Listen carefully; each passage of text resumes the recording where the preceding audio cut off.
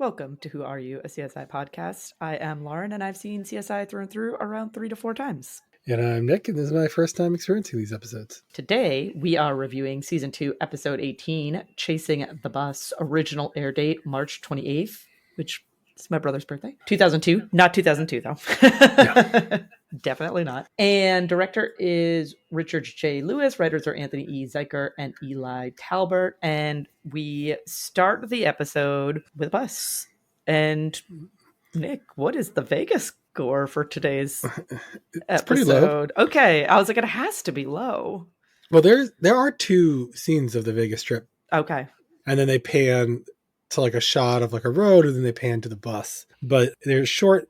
We've seen a lot of this, like 2 scenes, 6 seconds at the beginning. Mm-hmm. There's one other scene is all I tracked through the rest of the show. So our total Vegas score ends up being 15, which is pretty low. It is pretty low. Okay, that's what I had a feeling it was going to be low, but you pay more attention to that than I do. So I try to, at least. Yes, which I appreciate. So we see this bus driving down the road. We then go inside the bus. There's a woman talking to the driver, and basically we get an introduction to everybody on the bus. Yeah. Not like a formal introduction, but it's kind of like we go through the bus, and we're listening to the passengers, and we're getting to know them a little bit, and we get to the back of the bus where there's this like younger couple making out, and this guy comes out of the bathroom like all sweaty and disheveled, and he comes back up to his front of the seat. He takes a drink. He offers a nip to the driver. The driver's like, "Hey, man, I know my limit. Like, I'm good. I'm not going to have any." So this scene's a little weird because, well, it's not weird. It's just, it's kind of a real time capsule of like, I mean, I'm sure people take buses and go places, but different ways they're entertaining themselves on the bus. Yes. Which used to be a very droll activity, like a long car ride. Today, I'm sure everyone would be on their phone. There's also an undercurrent. They're clearly all busing to Vegas to gamble.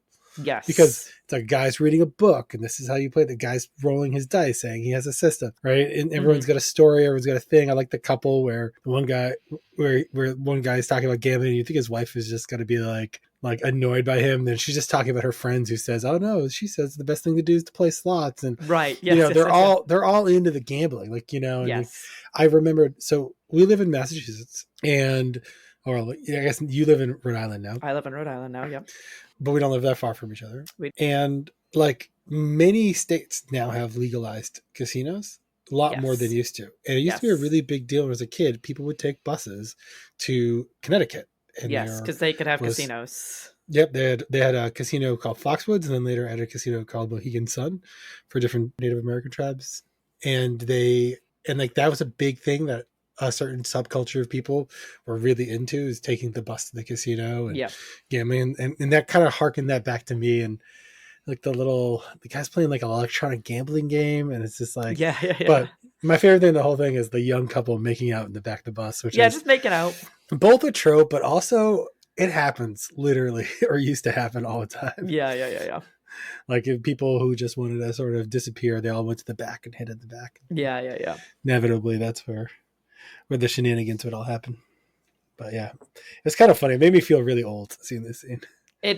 Yes, this is definitely not a scene that holds up to like modern life by any stretch of the imagination. So we're then with the bus driver. It's like he kind of like looks sweaty and confused, and then the wheels start shaking, and then we see this like pretty elaborate bus crash scene. It's not just like, oh, it just careens off the cliff. It's like, oh, it crosses the road and it hits the guardrail, and then it comes back over, and then it careens off of this cliff. So it's a pretty elaborate crash scene, I would say. There's one thing I want to call out here, which is that they don't spend any time explaining this during the episode, but he definitely accelerates like 20 miles an hour before this crash happens. And they never talk about it. It never comes up again. Never comes up again. It reminded me of like Speed, the movie Speed. For those who don't know, the bus could not go below 60 miles. 50 miles an hour? Yeah, 50 or 60 miles per hour, or the bus would explode. Is basically the movie plot there. But I think that there's sort of offhand comments about like being on time and then him being frustrated.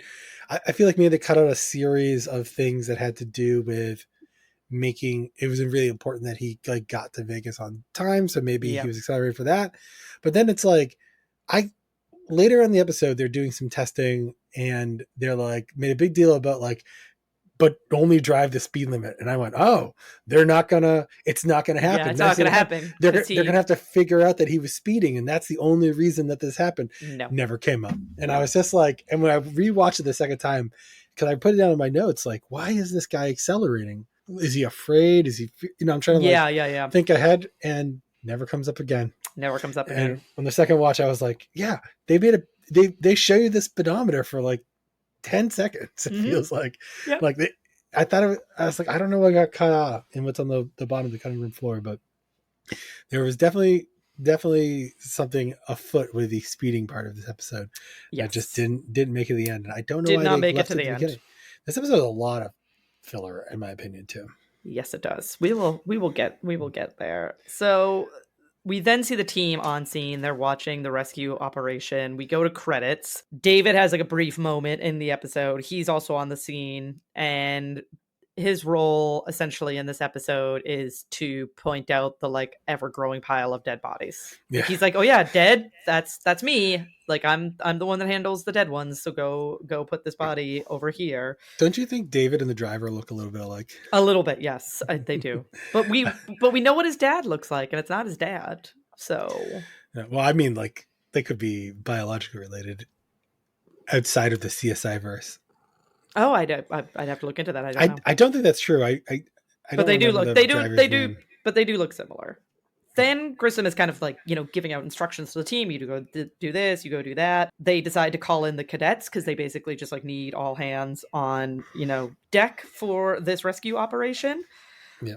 This is also another not great Nick episode. He has a few moments where he just does not come off This well is at not the all. season of Nick. It is not the season of Nick. I apologize to my co-host Nick because this Nick is not doing your name justice in this season. But he's essentially angry that the trauma doctor is the only trauma doctor, as if he wants to be the only trauma. He's like, "You're the only trauma doctor," and the guy's like, "What do you want me to do?" Yes, I am, Yeah. and this has been a horrible night. Like I've had to call like the deaths of 6 people already. This is not like fun for like I'm not enjoying being the only trauma doctor here. He's like, it's not my call.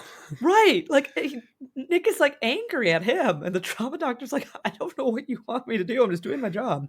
Greg Sanders arrives though, because he's like, "Hey, I heard you guys needed all the help you could get, so I'm here." So Grissom kind of begrudgingly allows him to join the case, but he's not allowed to like touch anything. He's not allowed to collect any evidence. So Nick assigns him to taking his notes for him.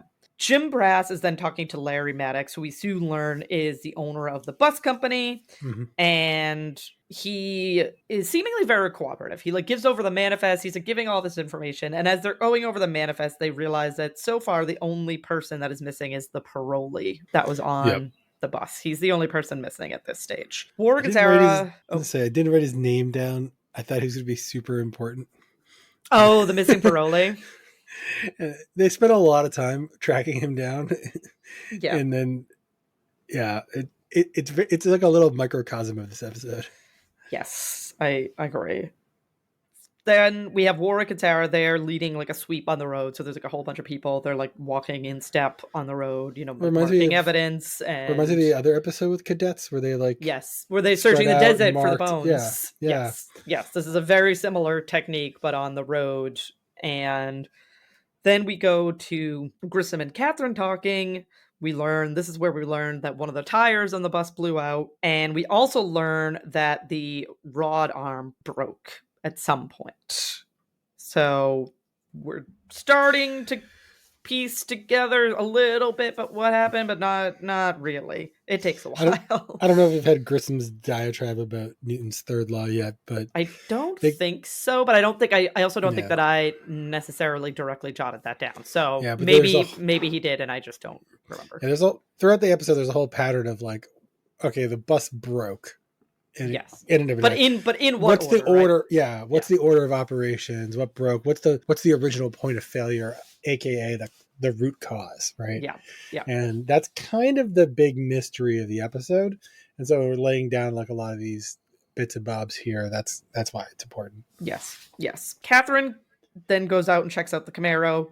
Crazy enough, driver not dead. Not at all dead. And no one else has noticed, because I get No, the feeling it's been like hours. hours. And they just thought he was dead. And so they just left him there and they were like, well, let's like attend to the bus first and then we'll worry about getting to the Camaro because he's dead. He's not dead. Oh He's yeah, alive. they said he was dead. They said he was dead earlier. at the beginning, earlier in the episode. So, but he's not. So, they take him away in an ambulance to get to the hospital and be assessed and all that sort of stuff. Nick and Greg Sanders are talking to the bus driver. He seems very confused. He's like, his talking is like, it's like he's not grasping quite what Nick is saying. And then he's like, oh, I got to get back to the bus. Like, we're running behind, like basically not acknowledging that there's been an accident. So Nick immediately jumps to like, this jerk is drunk. He is obviously drunk. And wants to give him a breathalyzer. And he was wearing his seatbelt. That's the one person they made a big deal about it earlier. Yes, one person wearing a seatbelt. Nick was a jerk to somebody else who was like, actually, you don't have to wear your seatbelt on a bus. Yeah. and so we knew he was wearing a seatbelt, which is we know he was wearing a seatbelt because he dies. The bus driver is about to die. He's about to die. So Nick is trying to give him a breathalyzer. He starts spitting up blood. So they, call, EMTs over to, start taking care. Oh, no. Nick goes to Greg Sanders and is like, go get help. And Greg freezes. He just like absolutely panics and just like stands there, which transitions us to Nick and Greg Sanders like walking down this little slope. Greg Sanders is talking about how he froze up and Nick's like telling him about his first case and, this is why there's field training. They approach Grissom and we go back to the missing parolee whose name is Calvin McBride. So Calvin McBride is missing. Greg Sanders is like, maybe he's in the bus. And Nick's like, oh, yeah, okay, I guess good point. So Nick goes in the bus, searches the bus. He's not in the bus, but he does find a liquor bottle while he's investigating the bus. So, which again, he immediately is like, this is the driver's. Yep. And two things. One, kudos to Greg Sanders. Great thought process just because it didn't pan out. Yeah. And I think they kind of acknowledge, they don't like go out of the way to acknowledge it, but I think but Grissom has like a look on his face like, yeah, good point. Like that was that's glad you were here kind of moment. And that comes up because throughout the episode, he gets a lot of grief for not helping, or gives himself a lot of grief for not helping with a bus driver. Yes. And people give him a lot of crap for being here and not having training. But I think with the episode, you see the character is like, it really brings him into like the fold of the team throughout the episode. Yeah. They're like, no, you did fine, dude. Like, you did good. They're kind of glad he was there in a way. The other thing is that they get this whole rigmarole about, put the bottle in this bag, gotta get it. I want this DNA tested right away. You know what I mean? Like they're making like as if this is going to be this key piece of evidence for this case. Crazy enough, it's not, listeners. And this just like my only other like note for this whole like first arc of the thing is there are so many red herrings in this scene that like they are just overemphasizing stuff that isn't important. And it's like, why? Why are you trying to confuse your audience here? Like, I don't know. It doesn't bear any fruit later. Nope. Including this like hunt for this front seat person. They were just, again, filling time. Yeah. So to fill more time, we learn that the parolee was sitting in 1C, which Nick realizes is like the only seat in the bus that has like an unobstructed path through the windshield. Like there's no seat in front of it that you would like hit if the bus were to stop. Right. So it was just like you to windshield and nothing there to stop you if you were to be propelled forward. So they then like find a piece of the windshield. They keep searching. They find Calvin McBride. He went through the windshield and presumably died on impact, or hopefully died on impact. Yeah, hopefully he didn't just like, he wasn't just lying there bleeding out for a long time because they couldn't bother to check 10 feet within where the bus is. During the mass autopsy scene, I believe the doctor says that the medical examiner Robbins says that he died of massive injuries. No, that's a bus driver. Oh, is it? Wait, but bus driver. But he was wearing a seatbelt. I know, but it was the bus driver they're talking about because we'll get there soon. It's the bus driver. He's not talking about Calvin McBride. So maybe that's one of the reasons I was so confused because I was like, well, it could have been the bus driver. Even massive injuries is wearing a seatbelt. He's gonna. I mean, you'd still incur. I know many people who have gone from 60 to 0 very quickly with a seatbelt on, and it's not fun. You're No. gonna be hurting. Yeah. But it's not like I went through a windshield level No. of injuries. But the scene with Doc Robbins is about the bus driver, Okay. which I will spend a little bit more time on because they also talk about something else in that scene, and okay. It's just strange. We'll get there. So Yep. Catherine's at the hospital though. We learn that the driver of the Camaro is named Eric, and he tells Catherine that all he wanted to do was like surprise her, and basically says if he doesn't make it, please let her know that I'm sorry. Which I will have words about this Oh, storyline for sure. So this is messed up. yeah, it is. So then Grissom is requesting like he's talking to people there. He's like requesting certain sections of the bus be sent back to like CSI headquarters so that he can examine it. There's like a brief weird scene that he talks to one of the victims who shows back up, and I don't understand what the point of this scene was. Okay. Yeah, that person, I thought they were going to be so important because I thought they were going to be important too. And then I was like, nope, they don't end up being anything. I don't understand the scene. It doesn't make sense. Especially the second time watching it, you're like, wait, what? Like, why is this scene here? That falls under the red herring bit. But you know what? I have in all caps in my notes a line that I don't really know when this happened. I should have written it down. Grissom makes a big deal about Greg Sanders not wearing gloves. Yes. And the number of times that we've called him out for not wearing gloves. I literally laughed out loud for like 8 seconds. That my partner was like, what is so funny? I was like, oh, I don't even know how to explain it.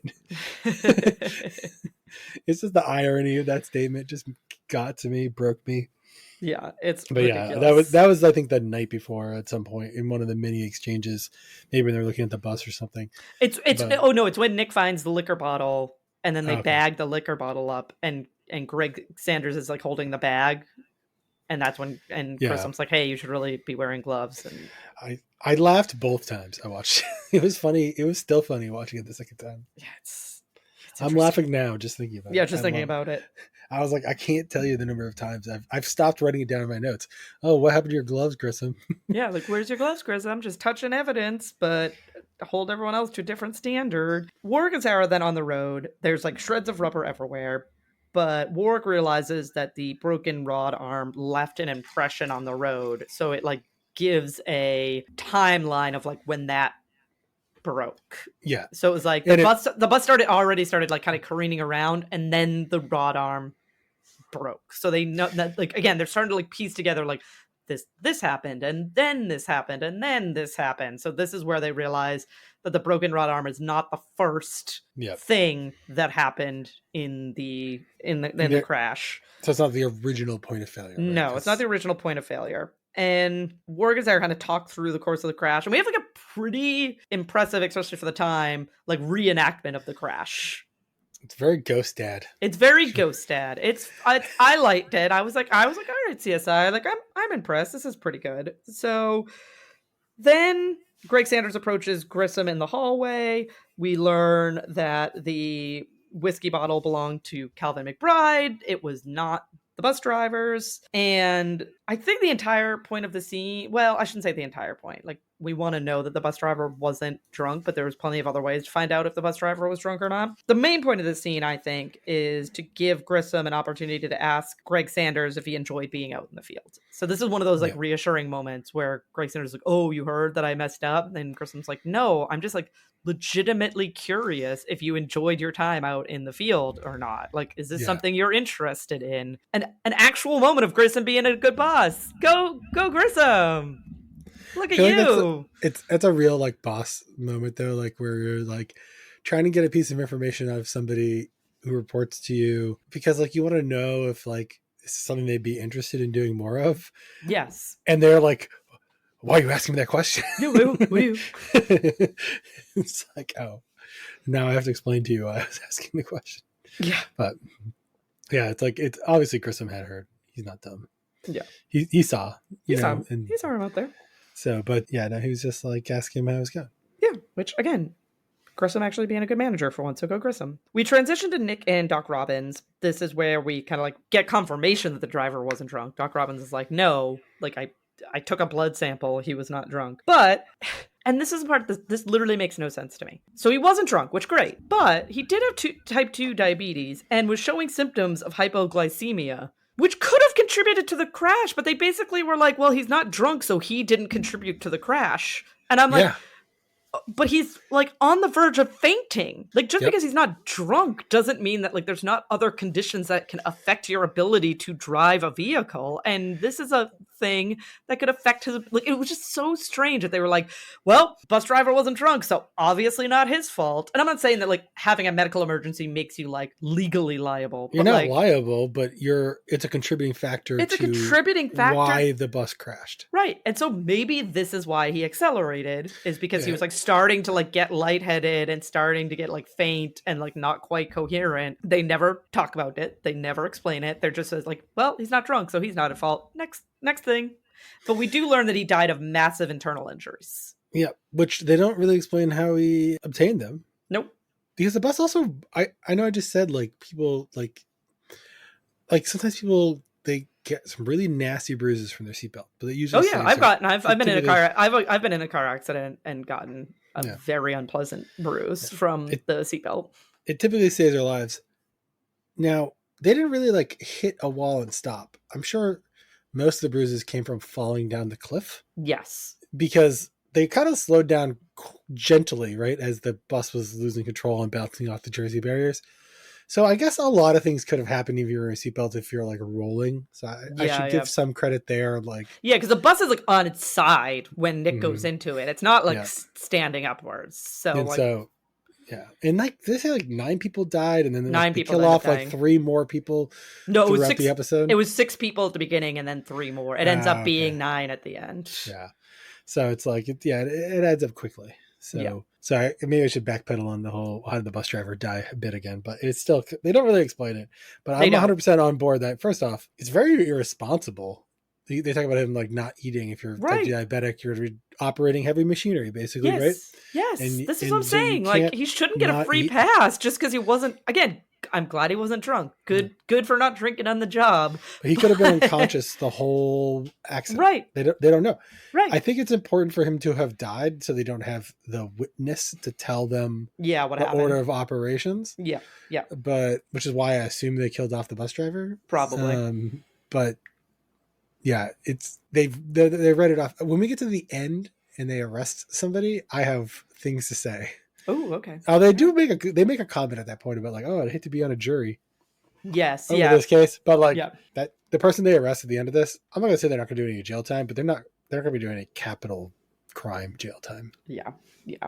We'll get there. Warwick and Sarah are back on the road, and Warwick finds a bolt on the road and it is sheared, which brings the two of them into the lab. They're examining the bolt.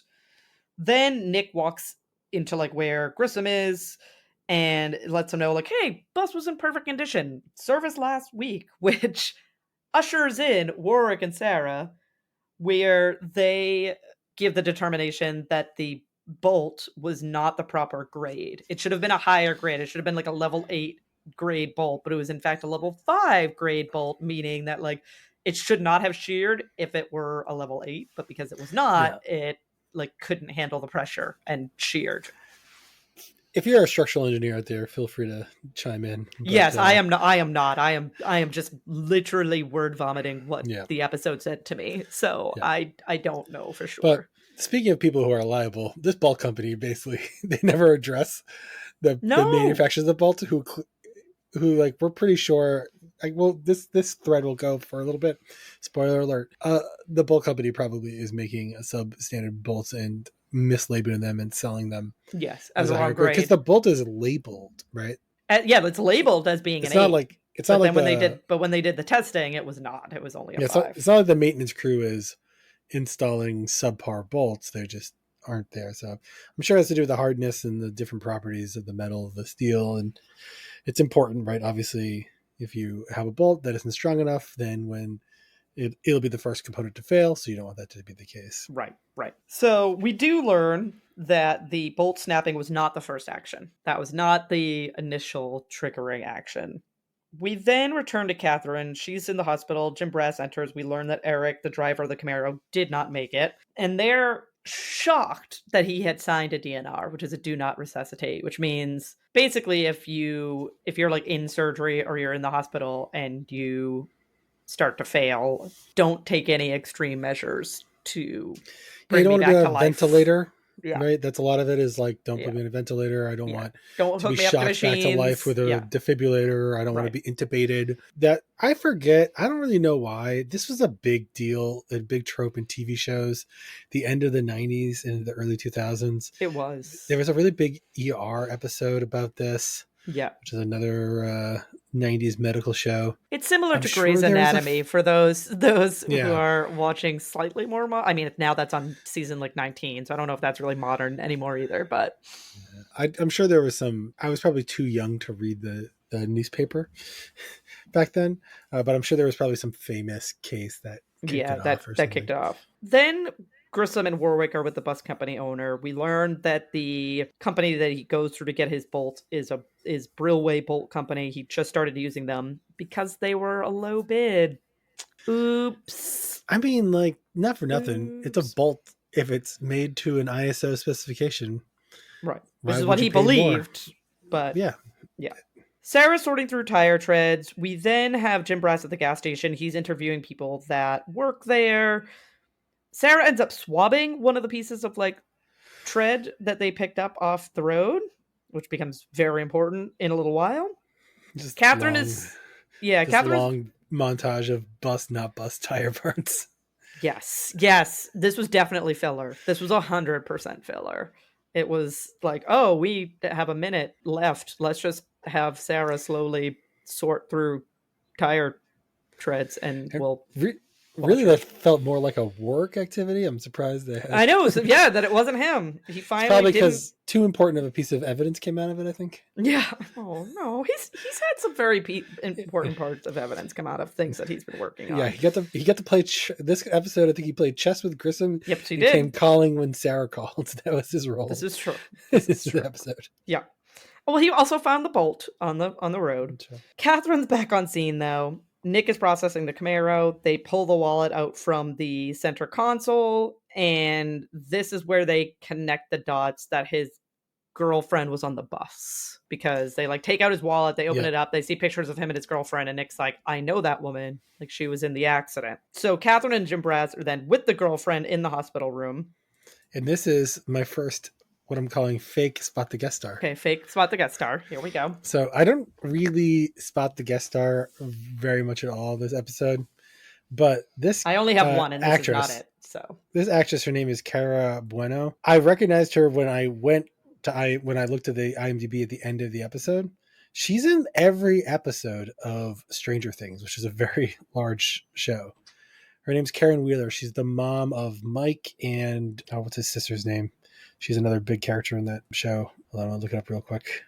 Mike is the Mike, son. He's the Nancy, and tall. Holly. Nancy is the So Yep. Nancy's a really big character. Mike is one of the main characters. And so yeah, they're Oh, both going to be main cast. she was also in Mad Men. Yeah, I only watched some of Mad Men, so I wasn't too surprised. But yeah, I was like, she's been in a lot of stuff. She's actually 9 episodes of Supergirl, which I never really watched, but I didn't watch it was it. a big show, and so yeah, I was like, but she's so much younger. Yes. Yeah. In this show, like I didn't recognize her at all. She doesn't really look like the character from Stranger Things at all. But yeah, but when I saw her picture on IMDb, I went, why does she look familiar? And I clicked on it, and it said she's in Stranger Things, or you can like see her picture like on IMDb, and it was obvious who she was in Stranger Things. And I went, oh my god, she's yeah. Catherine and Jabras talking to the girlfriend in the hospital room. Fake spot the guest star. She's talking about how it was a girls' weekend, but her boyfriend surprised her at the rest stop and surprised her, quote unquote. And technically, one of the lines that really bothers me happens later, but I think it just makes sense to discuss it now. But later in the episode, Catherine basically defends him and is just like, "Oh, he was a nervous boyfriend." No, he's a controlling jerk. Yeah, he is like he's not like, oh, I missed you. Not that this would be okay either, but he's not like, oh, I missed you so much. Like I just wanted to see you. He's like, I don't want you to have a weekend with the girls. I want you to come home with me. Yeah. And she very fairly is like, if you want this to work, like, you need to let me have my own life and you need to let me go spend some time with my friends, which is healthy. Your partner should not be isolating you from your friends and taking up all of your time. But There should be trust in a relationship, and it didn't it make any sense it because doesn't like she make. was like, I don't want to lose you. Like, was she Yeah, gonna he's like, meet somebody on oh her girls trip? Like that? yeah, because Maybe he's like, oh, she I don't want to. should. Yeah, Maybe yeah. she should. I I mean, not that I'm happy that this not real person died, but I'm not overly upset about it either, because he was a controlling jerk, and for some Dr. Eric. reason everyone wants to give him a pass. And He's- Catherine, who's had abusive partners, Yeah. is like, oh yeah, no, he was just like a nervous boyfriend. No, he wasn't. He was a controlling jerk that didn't want to let his partner have time away from him. And then Ugh, it's gross. I and it's don't even like worse it. because they fight at the freaking gas station and he's And then he still continues following the follow. bus. Yes, she tells him, if you want this to work, like, you need to go to home to LA. You need to let me, like, have this girls' weekend. And instead of respecting that, he continues to follow the bus, and that's what kills him. I mean, they would have broken up when they got to Vegas, but I'd hope so. now she'll always remember him as her ex-boyfriend. Yes. He Yeah. died tragic. So we do learn that, the reason that he signed the DNR is that he's a doctor, and he's seen too many people, like, on ventilators and hooked up to machines waiting to die, and he didn't want somebody else to have to make that decision for him, so he made the decision. So Camaro storyline part of the bus crash basically wrapped up. That's the Camaro storyline. Yep. We go back to Sarah with Greg Sanders. She is waiting on the results of that swab, and as soon as she gets, she tells Greg Sanders that he's good at what he does. So there's more, like, support of Greg Sanders, which I appreciate. She gets the results and she's immediately like, sabotage, and then leaves. I want to point out that she snaps the paper out of the printer. Yes. Doesn't even let Greg look at it. No. After telling him he's really good at his job. This is his workspace, his station. Yes. And it's going to become important in about 8 seconds. Okay. So Grissom is then with, like, he's like in a room with, like, all the bus parts. Sarah enters. This is where Grissom's like, hey, I finally figured out what the first action was. The tire blowing up. The tire coming apart. This is like the greatest example of mansplaining. Yes. So he does, and she has like a face on as he's like, guess what? I know what happened. Blah, blah, blah, blah, blah. Like, the tire exploded first. And then he's like, oh, but I wish I knew why the tire exploded. And she's like, I do. I know why the tire exploded. That's why I'm here, to tell you why the tire exploded. And the tire exploded because there's chloroform inside of the tire. According to that piece of paper that was signed by Greg Sanders. Yes. Apparently he's signing random pieces of paper before he prints them out of a machine. Yes, he doesn't have to worry about it. They just he never laid hands on that piece of paper. No, he did not. It went immediately into Sarah's hand. That's great. I did not catch that. That's wonderful. I was like, I wanted to read the paper, so I paused it. Yeah. And I was like, wait, how's it signed? Then I went back and rewatched the scene, and I was like, yeah, no, she turns and walks out of the room at the end of that scene with Greg. And I was like, he never touched that piece of paper. Ridiculous. That's so she funny. just, I was like, first off, in my brain, I decided that what happened is she ran out of the room, and then she stopped in the hallway, went back. She was like, oh, Greg, I'm sorry. I should let you actually do your job since I think you're so good at it. It's like, here's the thing. Can you sign that so I can bring it to Grissom? Yeah. Like, no. Yeah. Thanks, Sarah. Here you go. And so, but that's the scene they cut out. They kept in all the other ones. Yeah. All the other random ones in this episode. We have a walk and talk with Grissom, Nick, Sarah, and Warwick. They're discussing chloroform, and they realize that they need to exercise the bus to try to, like, recreate and, like, establish a timeline for, like, the chloroform being put in the tire and the tire exploding. Grissom, I do appreciate that Grissom makes sure to call out that there's an empty police warehouse next door. Yes. So they just explain where they got the room to set up. Yeah, this gigantic room to set up this experiment. Grissom, Catherine, and Jim Brass are then talking. This is when the death count goes up to 9. Okay. So this is where we learn. And they're kind of discussing, was was one of them a target, right? Like, was this a targeted attack against like one of the people on the bus? And they're kind of discussing how each person on the bus had a skeleton, right? Like, if you dig hard enough, everyone has something that someone might be mad A at them. motive or Yeah. a reason. But Grissom is particularly curious about Eric, the driver of the Camaro, because he's a doctor and he would have access to chloroform. This is, I think, where Catherine defends him and is like, oh, he's just a nervous boyfriend. He didn't kill anyone. It's like, Catherine, can you just investigate, please? Can you stop defending this guy because you found him alive doesn't make him a great guy. I'm sorry. Yeah, her attachment to Eric's character is very strange. It's very misguided and just not normal Catherine. Like, this just isn't normally how her character would. She's got a thing for dudes and Camaros. That's what it is. Evidently. I mean, Camaros are nice. It's no Mustang, but it's okay. Sarah then walks into a room with a lab tech, and this is my legitimate spot. The guest star. The lab tech? The trace guy? Yes. The pissing up the rope guy. Yeah. This is Eddie Jemison, and I know him as Livingston Dell in the Ocean's 11 movies. He's one of the Ocean 11 people. Oh, okay. I didn't recognize him, but now I'm looking at his Ocean 11, like the shots of him from that. I feel like his voice is more recognizable than, in some ways, his voice is more recognizable than his, like, face. But that's where I know him from. There's a really funny Easter egg. He's in the Punisher movie. Oh gosh, I saw that, but I think I saw it around the time it came out, so that's 20 years ago now. My other fake spot the guest star, the only thing I think I could have actually seen him in is the Punisher TV show. Oh, okay. Where he has like one minute scene in the whole show. Okay. And I saw that he was in it, and I was like, who is this? I said, oh, I remember this scene. Like, I remember this. I was like, so maybe the other stuff from. But when we get there, I'll explain. That's not, I think, why I really know him. Yeah, but this lab tech, whose I guess name is Vincent in the show. I don't think they mention it, but his credit on IMDb in this episode is Vincent.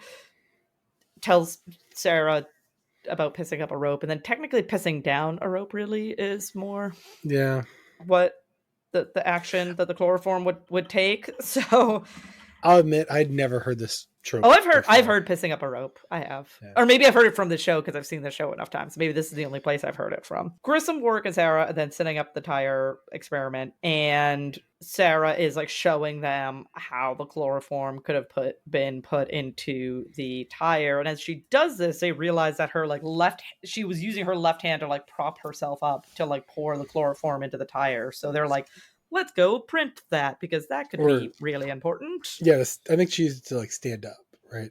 Yes, and then she like props herself up. Yeah. So Sarah goes off to do that. She finds a match for the print that they pull. It matches to Sean Nolan. This is the scene, I think Nick was mentioning this earlier. Grissom and Warwick are playing chess. Because they're just like waiting, right? They're just like waiting to see when this tire blows. So they're playing chess. And Warwick gets a checkmate, which I like. I like that they're like showing off that Warwick's really smart. I hate it's great. Did you not like it? Okay. Well, that's usually not how chess works. That's the problem. Typically, you don't like randomly get a checkmate. It's not like he cracked some great code. Like he would have known he was about to win, right? Right. And so he wouldn't have had to pause. He would have already known what that move was if he was moving towards a checkmate. Or Grissom would have had to do something really dumb, right? Fair. Just before then. And so, but that's just not a satisfying thing for the audience. Like the audience, you need to be able to like move a piece and go checkmate. And so he could have like a more clever show would have been like it's checkmate in 3 or something, right? Yeah. And Grissom would have been like, oh, and then he's like knocked his king over and walked. He could have walked away, but like this doesn't translate on screen. So I don't give him crap for her, but I was like, yeah, this is a bad chess. I don't know, I've been watching a lot of chess on YouTube. I have not. Can you tell? Yeah, I mean, I don't understand how to play it any better. I'm fascinated how complex the game is. Also, how little people know about how to play chess. Oh, I know next to nothing about playing chess. So, like the people playing chess are really there's a lot of wiggle in chess, and nobody really knows, and that's probably one of the reasons why computers were able to beat humans at it so early on. Is that we're doing a lot of like hedging our bets when we play chess. It seems like Yeah. So and then Sarah and Warwick are in the print lab, and we learn that Sean Nolan is a driver for Mojave Have we've Express. met this character already? Yes. I think I've missed. Jim Brass interviewed him when he was interviewing the workers at the Yeah, gas station. yeah. I think I forgot to mention him at that point, but Sean Nolan is my spot the guest star, so we're about to meet him Oh, again. okay. We are about to meet him again. So Yes. so we'll wait till we get there. Okay. So Grissom and Nick are then like they're hanging out by the experiment with the tire. Sarah and Catherine enter. The tire blows, and given like how long it took to blow, it must have been tampered with at Barstow. Like that's the only like reasonable Yeah. place that the chloroform could have been injected. Catherine, though, defending her man in his Camaro. He didn't have any chloroform. She like double, triple checked. He didn't have any chloroform. And then we pop over to Warwick with Mr. Maddox, and we learned that Sean Nolan has been fired because he has a zero tolerance policy and he found marijuana in his locker. And this is also like a telling of the times, right? It's like finding a joint in someone's locker is like, oh, you junkie, you. It's also funny because later on, the character is like, "What I do on the weekend is my thing," and I was like, "But it was in your locker." But it was in your locker at work, sir. So that's not the weekend. No, unless you're working on the weekend. So with this information in hand, Grissom, Catherine, and Jim Brass go back to the gas station. Warwick... Oh, no, they don't have this information. They're just at the gas station. Warwick calls them, let them know that Nolan was fired and that he currently works at Barstow. So they talk to Sean Nolan, which is your... Fake spot the guest star number 2. Your fake spot the guest star number 2. So I saw this guy. I was like, wait, I know who this person is. I was like, it was like one of those things where like you seeing somebody you've seen, like if you're out in a public place and you see somebody you know, right? You're like, oh, I've seen this person before. So the actor's name is Joseph Reitman, and I mentioned earlier he was in the Punisher TV show. He's a few other small things. He looks a lot like the lead singer from The Counting Crows. He does have a bit of that. But he was married to a very famous actress from my teenage years, Shannon Elizabeth of American Pie fame. Oh, yeah. And I've probably seen them in like red carpet photos together and things like that. But also they both play poker. And I used to watch a lot of like World Series of Poker in like the late 2000s. And they would make a big deal that somebody like Shannon Elizabeth was playing poker and she got into poker because her husband was at poker, and they would show him and then show her and that kind of things. And so I don't think I really know them from acting, from acting as much. Yeah. Although I probably recognized him when he was in the Punisher, and I was like, oh yeah, it's that guy. They aren't married anymore, which I learned because I was like looking it up. But yeah, he's not really in much. But I was like, I definitely knew who he was. I was like, I definitely had that recognition moment. Yeah, you're like, I know this guy. I was like, I know who this person is. So yeah, that's why I call it a fake spot the guest star, because it wasn't like, oh, that's the guy from X, Y, or Z. He isn't even really in anything for me to like. It's like maybe a couple of things.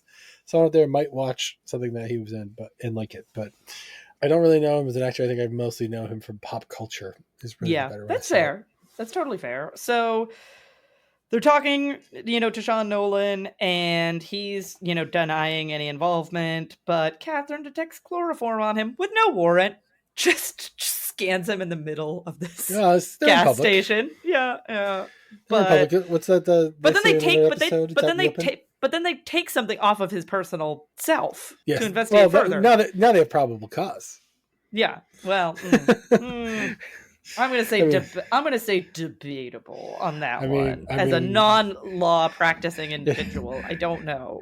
But it's probably gonna come in a lot of Sean Nolan's favor when he gets to court, because this case is sketchy AF. Yes, and I don't think it's going to trial. No, but we learn in this conversation with Sean Nolan that he didn't his intention was not to cause a bus crash, right? Yeah. He didn't want to cause he did not want to cause this devastating 9-person dead, countless injured bus crash.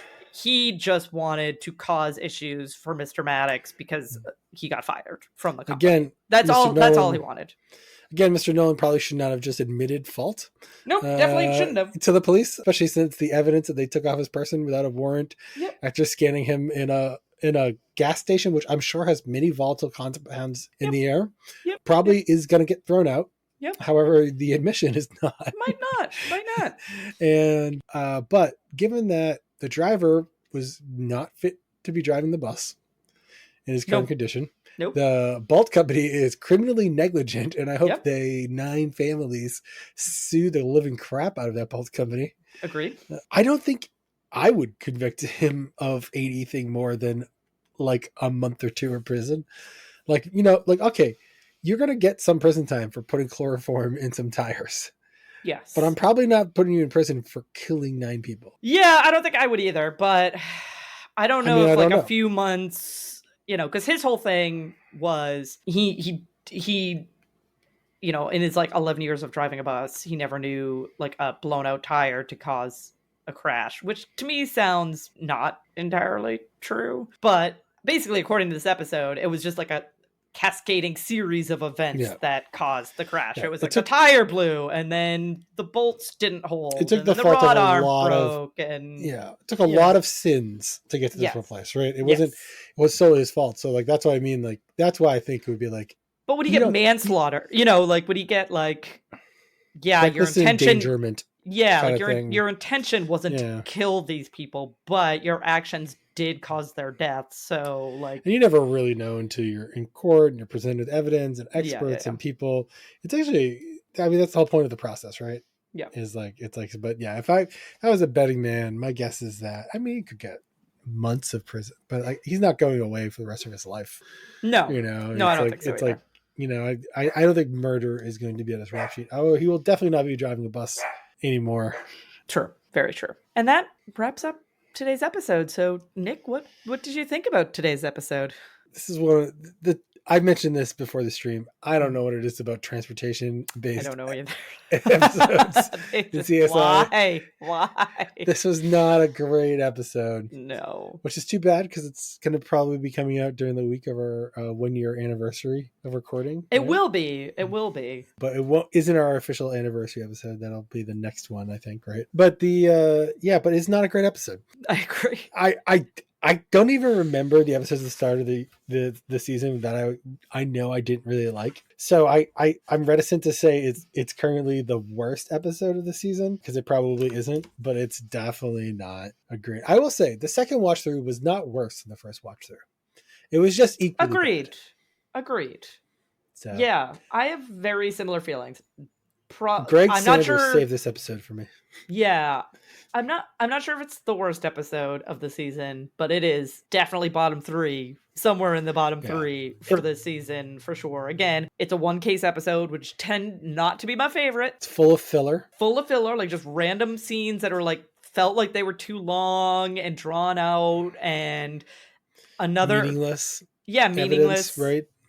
So much meaningless evidence. Not a great Nick episode. Not a good Catherine episode. No. Great Greg Sanders episode. So I'm glad that Greg Sanders finally is getting some like positive light because he's been throwing some duds recently. So I'm glad that Greg Sanders had like a solid episode. Grissom actually had a decent episode. Like he was a good manager. He like managed the scene well. Like Grissom actually had a pretty good episode this episode, but Nick and Catherine did not. No, and the whole trying to paint Eric the Camaro driver as a romantic, like this hopeless romantic that just wanted to get his girlfriend back when he's really a controlling jerk. Not a fan. Do not like that storyline whatsoever. I don't want to feel bad for this guy. Yeah. I can't imagine if there weren't a few good character moments in this episode, it would check 0 boxes for me, right? Yes. And so it would definitely be like the worst episode of this season. And I look forward to something different. I don't blame you. So with that, our something different will be season 2, episode 19, Stalker, which we will cover next week. In the meantime, feel free to support us on Patreon if you are so inclined. You can just find us on Patreon at Who Are You, a CSI podcast. You can also find us the same way on Facebook. We're also on Twitter/X and Instagram at Who Are You CSI Pod. You can also email us at whoareyouscsi@gmail.com. But otherwise, we will talk to you next week. No spoilers. No spoilers.